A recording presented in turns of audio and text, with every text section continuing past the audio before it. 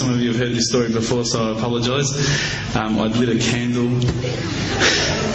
I had the window open. I had the curtains drawn. I was trying to get that really spiritual feeling. It was a nice summer night in Melbourne, as summer as it can get in Melbourne. And I was sitting there thinking, this is it, this is the night. I'd been, investigating all the spiritual proofs, all the scientific proofs about the fact that the mountains are the pegs, about, how the embryo develops inside, the woman, all these amazing proofs, but I still needed that little push. It was like I was on the edge of a cliff. I was ready to jump. I just needed a push. So I was sitting there. It was very quiet. I was reading Quran, and I stopped. I said, Allah, this is my moment. This is the time I'm about to jump into Islam. All I need is just a sign. Just a little sign, nothing huge, maybe a bolt of lightning. Maybe half the house could fall down or something, just small. It's small for you, man. You created the earth, come on. So I sat there. I was waiting for the candle to start lighting up to 4 metres high like in the movies. And I go, okay, go. And subhanAllah, nothing. Absolutely nothing happened. I was really disappointed, to be honest. So I sat there and I said, Allah, this is your chance. I'm here. I'm not going nowhere. I'll give you another chance. Okay, maybe you were busy. I know it's daytime over the other side of the world. There's a whole lot of stuff going on. Maybe this time it could just be like a car backfiring. Something small. All right, half the house, the candle. Let's forget that. A bird could fart outside. I don't care. Just anything. So I said, okay, go. And subhanAllah, absolutely nothing happened. And I mean, I couldn't have even said, oh, that was it. That creak just then in the wall, that was it. Absolutely nothing happened. I was really disappointed. I was gutted. I was sitting there thinking, this is it, this was my last chance, Islam, and I haven't found it.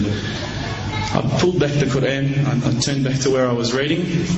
SubhanAllah, the very next verse on the next page, for those of you who ask for signs, have we not shown you enough already?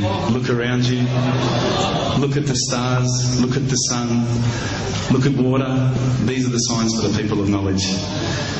SubhanAllah.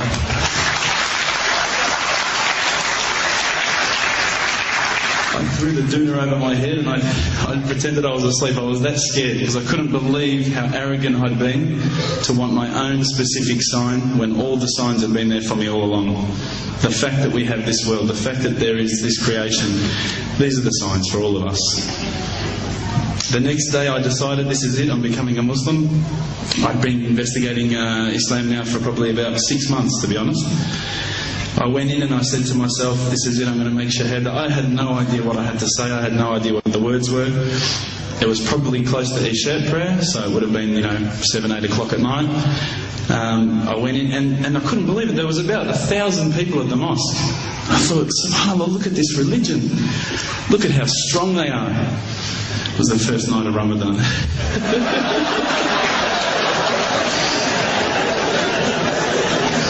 Ramadan Muslims. So I sat there and I was very nervous, I must admit. I got up and this person's going to me, you got to say these words, bro, Ashhadu. I'm going, what? Ash what?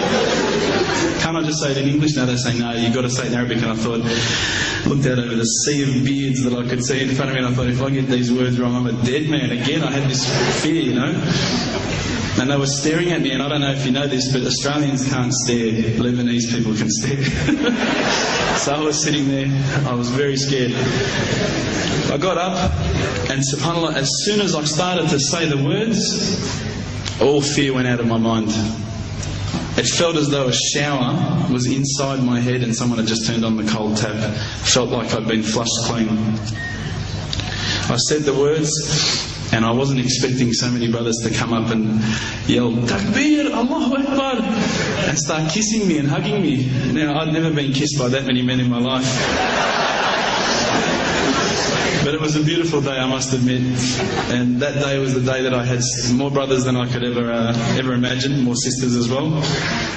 But I guess since that day I've never looked back. My family, I think, initially were very worried that I was going to be, I guess, a little bit weird towards them. That they thought that I was going to break out the AK-47s and the grenades.